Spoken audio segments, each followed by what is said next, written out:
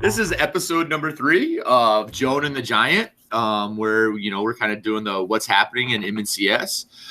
This week we have joining with us, we have Ben Covington. He's going to discuss his junior project. But first, we have a couple of announcements for the high school here. To let everybody know, picture retakes will be April 6th. So if you didn't get your picture taken, hint, staff that didn't have it happen, or other students that it didn't turn out, or other things, the picture retakes will be April 6th.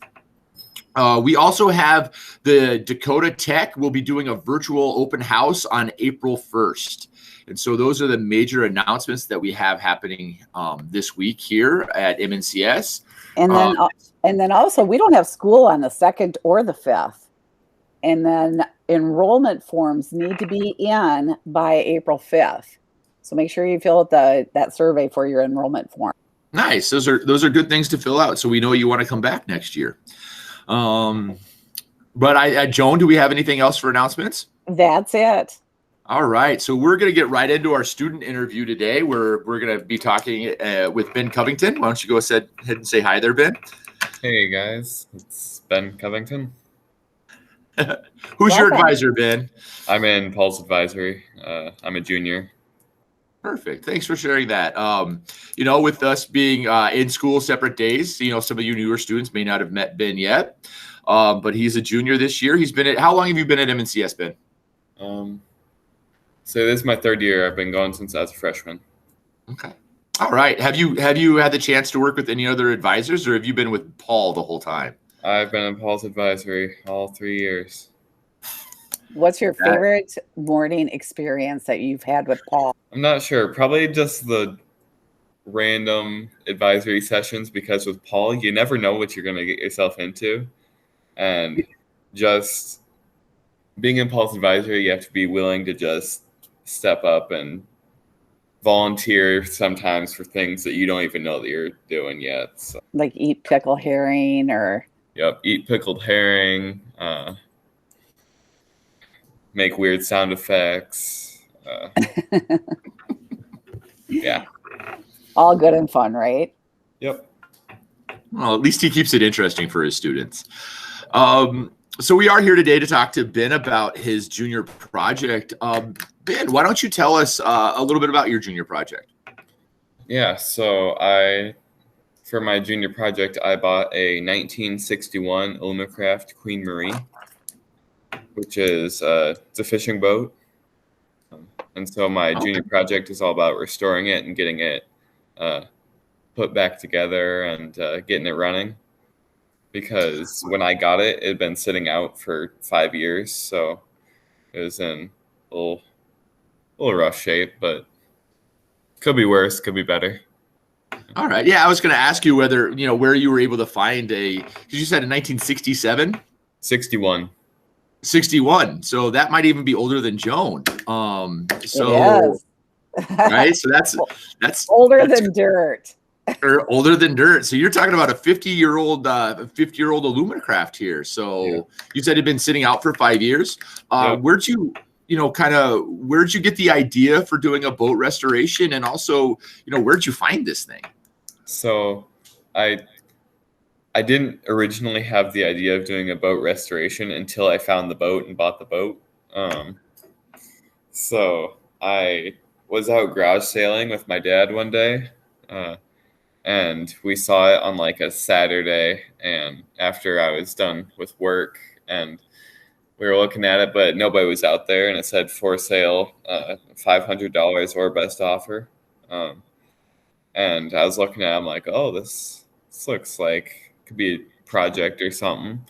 And then the next day after work, I was driving, and I'm like, hey, Dad, I'm going to go drive by that boat again, see if the person is there, or see if the person is home to talk to him about it. So I did, and I bought the boat that day. Nice. So besides finding that hidden treasure, the boat, did you find a hidden treasure inside the boat? Inside the boat, there was like cans and bottles and stuff all over the place, but I found a golf club in the boat. A usable one? A usable golf club in a boat. Not really. It has like leather wrapping around for the handle, and that was all wore off. And So yeah, how far along are you with your boat restoration then right now? I don't know. I'd say about 65 to 75% done with the actual restoration part. Any plans for taking the boat out this year then? With Yeah. I mean, boating season is approaching fast. So Yes. I'd say the goal is to get it in by the summer and get it in the water. All right. Who's going to be your first guest on that boat? Probably my dad, but I mean, and Wendy the dog. or Jack, the other dog. I kind of was clearing my throat thinking, us, but no, I think Joan was kind of fishing there. Literally. Sorry. Well, I was going to ask. We have seen boat restorations here at school before, and they all kind of seem to take on their own characteristics. So, what were some of the things that you've had to really dig into with a boat being that old, being outside for that long? What were some of the major components that you've had to learn about with the boat, or you've had to replace? I would say just trying to clean out the carpet has been quite the ordeal because it was uncovered and everything for when it was sitting out, and so the carpet was all moldy and had stuff growing in it, and so took a lot of vacuuming, sweeping, pressure washing, and so if the boat project didn't turn out, it was going to be a garden, or I would say it very well could have been by the time I got it. What's the biggest tweak that you had to do to your boat? Biggest tweak? I don't know. I mean, I had to get a propeller for it, so I mean, that's not really like a big tweak, but it wasn't cheap because it had been sitting out for a while and somebody had stolen the prop off of it, so I had to get a new one. What sort of condition was the engine in? Or is this something where you're getting a new engine, or? I'd say no, I'm keeping the same engine in there, but it was, for the most part, things were all running smoothly. The wiring was just about all the wiring is toast in that boat because it's been sitting for so long, and the wires that were once salmon are now black. So trying to look at wiring diagrams is a nightmare.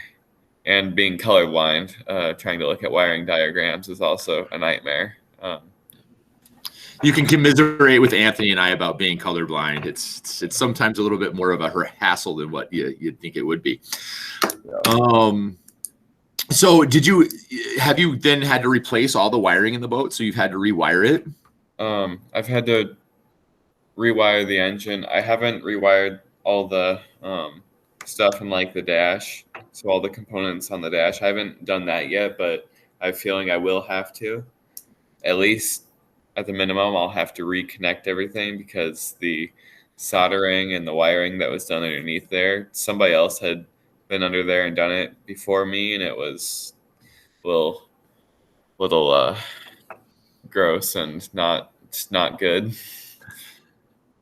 What do the seats and everything look like in it?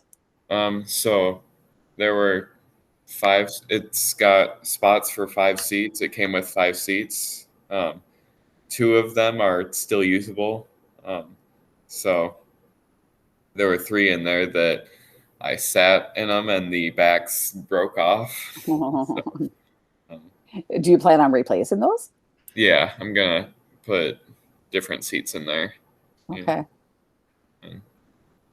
But yeah, so it's a 5-seater boat, but capacity wise, legally I can have 7 people in the boat.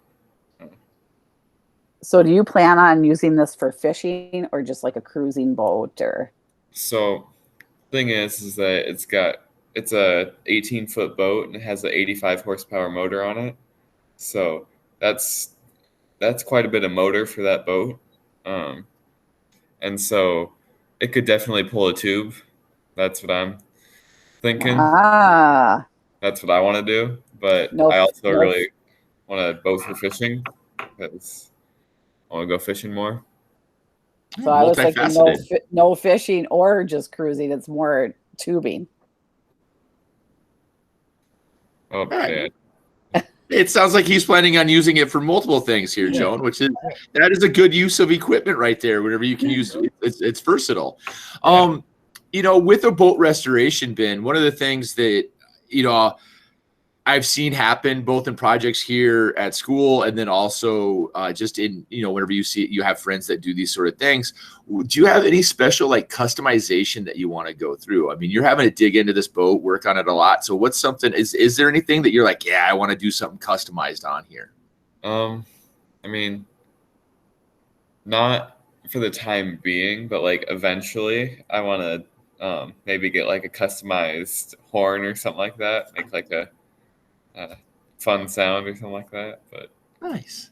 for the time being, the main focus is to just get her going and get her in the water. Make sure it can float. Yeah. I mean, when I got the boat, I had to pull out the bilge plug and drain the bilge out because water had seeped through the floorboards and everything. And it probably held about 100 gallons of water in the bilge there. So it was draining for 2 days. So potentially or theoretically it should float. Considering it held all that water on the inside, it should work vice versa. But did it come with a trailer too? Yep, it came with actually a pretty nice trailer. It has one of those permanent license plates on it, so don't have to get new license plates for it. I've had to replace the wheels and the bearings for the trailer, and I had to replace the taillights, but it's got grease rollers on it to help the boat roll off the trailer, and those are actually in pretty good condition, and yeah, it's pretty nice. Well, that sounds like a wonderful project. I can't wait to see it on the water and you're driving by and hi. Yeah. Hi, Joan. Yeah. We might have to have you back on whenever it's you know, at the end of or the beginning of next year, whenever it's completed, and you can share us some pictures. So you know, what is, you know, you're a veteran student here, Ben. You've been through the project process before. You've taken on a big project here for your junior year. Is there any advice that you would give fellow MNCS students about their projects and how to have a successful project? I mean, at least to me, the most successful projects are the ones that you are interested in, but you don't know a lot about. The ones that you don't really know what you're doing, because that gives you the opportunity to fail. That gives you the opportunity to fall and get back up. And that's what makes a really great project, is when you can fall down, get back up, and keep going and still make something really cool. Perfect. That's perfect. That's great advice. Yeah. All right, Ben, we appreciate you popping in today for a little bit and sharing this this awesome boat restoration project with us. We look forward to hearing about its conclusion, and we look forward to seeing you over the next couple of weeks here in school. That will do it for today for Joan and the Giant. I'm the Giant. I'm Joan. See you next week.